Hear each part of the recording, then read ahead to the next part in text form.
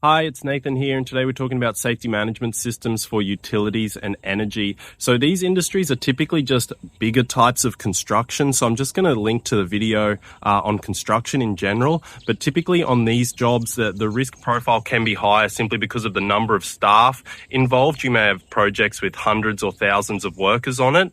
And because there's so many subcontractors involved, subcontractor management becomes a huge issue, as well as simultaneous operations. So construction is going to include most of your tradespeople, residential construction, commercial construction, civil, infrastructure, and utilities.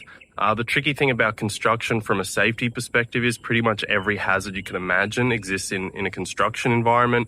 Working at heights, mobile plant, hazcam, electrical hazards.